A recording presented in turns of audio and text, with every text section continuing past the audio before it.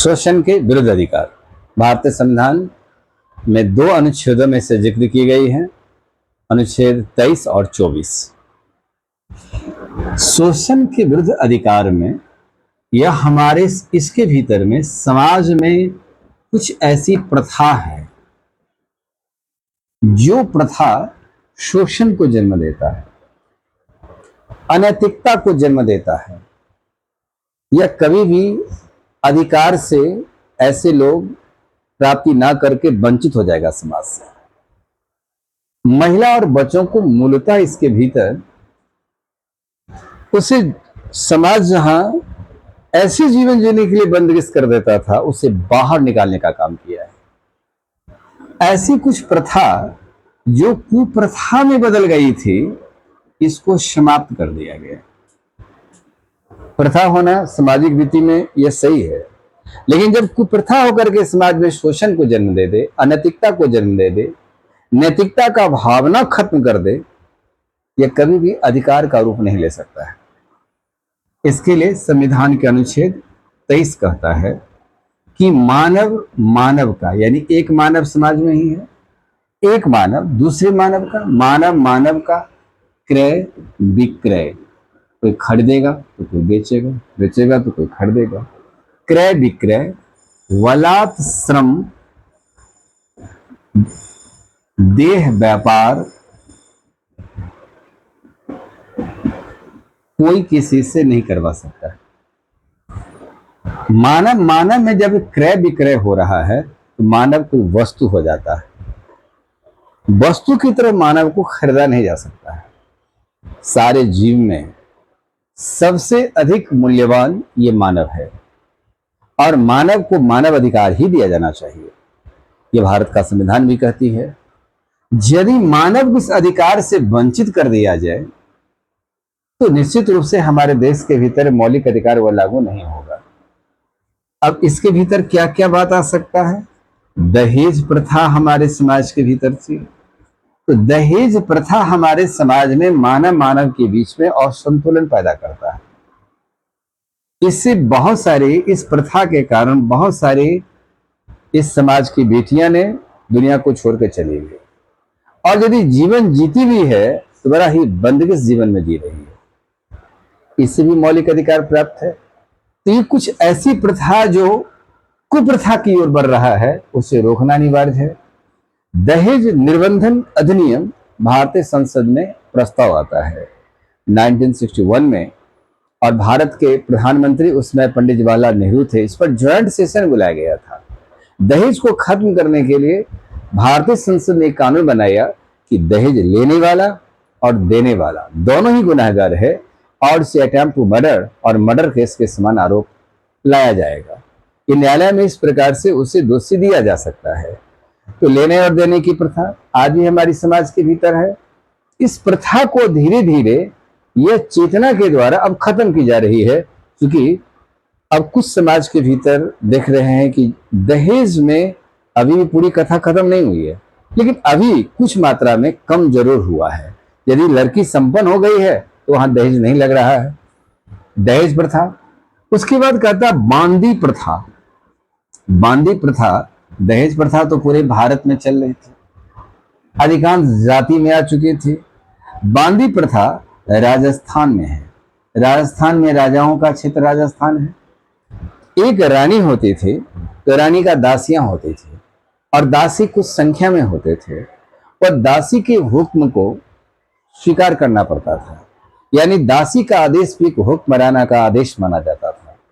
अब उसके भीतर में वो अपना जीवन वो दासी नहीं जी पाती थी, वो रानी के जीवन, रानी को बेहतर बनाने की दिशा में वह कार्य करती थी। ये बांदी प्रथा अब राजतंत्र नहीं है, खत्म कर दी गई। उसके बाद देवदासी प्रथा थी, जो प्राचीन भारत के मंदिरों में यह देवदासी प्रथा होता था, और इस प्रथा को भी खत्म कर दिया। जो मद्रास राज्य में यह सबसे अधिक प्रसिद्ध मंदिर उस साइड में थे, वहां देवदासी प्रथा थी, जहां देवदासी प्रथा के आड़ में उसके साथ अनैतिक शोषण होता था। इस शोषण को खत्म करने की बात हुई। यह सारी कुछ ऐसी प्रथाएं समाज में और भी हैं जिस प्रथा को खत्म कर दिया गया। तो मानव मानव का क्रय विक्रय, बलात् श्रम। अब है कि बलात् श्रम यदि भी कोई किसी से करा रहा है, बेगार करा रहा है, तो बेगार भी शोषण है, या बेगार कोई किसी से नहीं करा सकता है।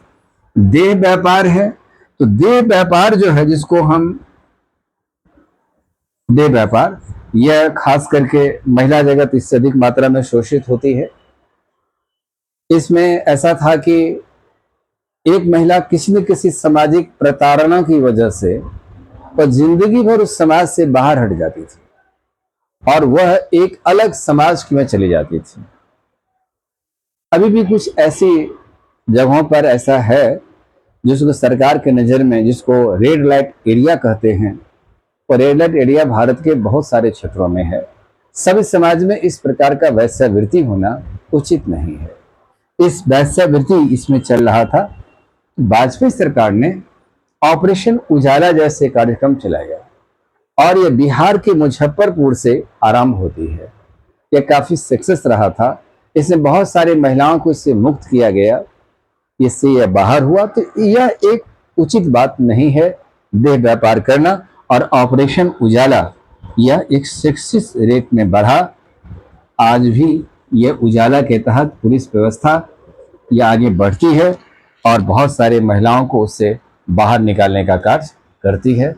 ये 23 आर्टिकल यहाँ कहता है, यहाँ महिलाओं को अधिकार से जो वंचित की जाती थी, यह महिलाओं को अधिकार देने के दिशा में यह कदम उठाया गया है, क्योंकि महिला भी भारत के नागरिक हैं। अब कहता है एक्ट 24। एक्ट 24 कहता है,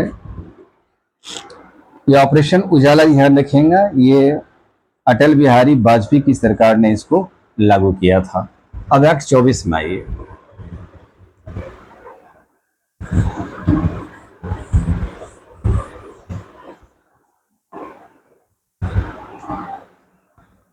अनुच्छेद 24, 14 वर्ष तक के उम्र के बच्चों को किसी भी खतरनाक कार्य, किसी भी खतरनाक कार्य तथा कारखाने में नहीं लाया जा सकता है, कारखाने में नियोजित नहीं किया जा सकता है,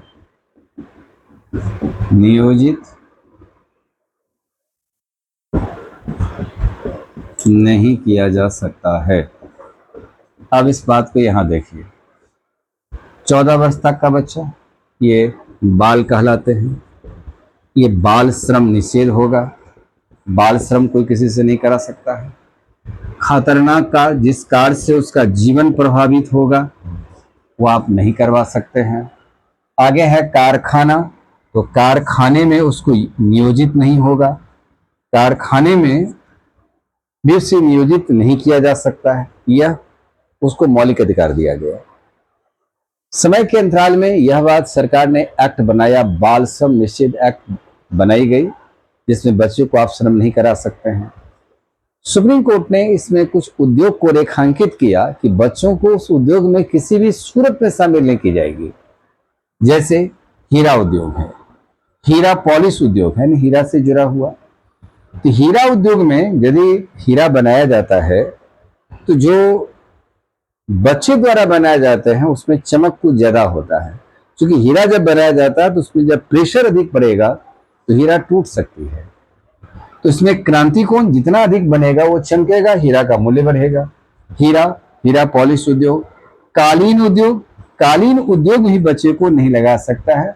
कालीन उद्योग में सबसे अधिक उत्तर प्रदेश में बाल श्रम है, तो कालीन उद्योग को रोका है, कालीन उद्योग बच्चे को नहीं लगा सकते हैं। कारण जब लून पर कालीन चढ़ता है तो उसके उंगली पतले होते हैं, तो उसकी क्वालिटी और क्वांटिटी बेटर होता है बच्चे द्वारा बनाया हुआ चीज को। और जब वयस्क व्यक्ति बनाता है तो उसमें छेदा होने की संभावना बढ़ जाता है। तो कालीन में बच्चे को नहीं ला सकता, क्योंकि उसकी बहुत सारी डस्ट है जो नेजल एपिथेलियम टिश्यू उसको एब्जॉर्ब नहीं कर पाता है, और जब वो हार्ट में पहुंचता है तो हार्ट कैंसर, ब्लड कैंसर का शिकार बच्चे हो जाते हैं। तो माचिस उद्योग भी बच्चे को नहीं लाया जाएगा, क्योंकि इसमें पोटाशियम की मात्रा होती है। इससे बच्चे की खान पान के साथ साथ शारीरिक क्षमता जो है उसका विकास रुक जाता है। पटाखा उद्योग में भी बच्चे को नहीं ला सकते हैं, ये सब कुछ उद्योग हैं जिसको रेखांकित कर दिया गया है सुप्रीम कोर्ट के द्वारा कि बच्चे को नियोजित नहीं किया जा सकता है। देश का भविष्य बच्चे होते हैं और बच्चे को यदि हम काम पर लगा देते हैं तो यह बाल श्रम से उसकी टैलेंट, उसकी प्रतिभा का हनन होता है। देश का भार वो नहीं ढो सकता है। देश के भार को ढोने के लिए एक स्वस्थ बच्चा होना चाहिए जो देश का भविष्य निर्माण कर सकता है। इसलिए इस प्रकार का यदि हाउस सर्वेंट में भी 14 वर्ष से कम के बच्चे को रखते हैं, कानूनन वो भी अपराध है और इस अपराध के श्रेणी में बहुत सारे मामले कभी उजागर भी होता है, सजा भी दी जाती है। यही 23 और 24 है जहां महिला और बच्चों की संरक्षण से व्यवस्था से जुड़ा हुआ है।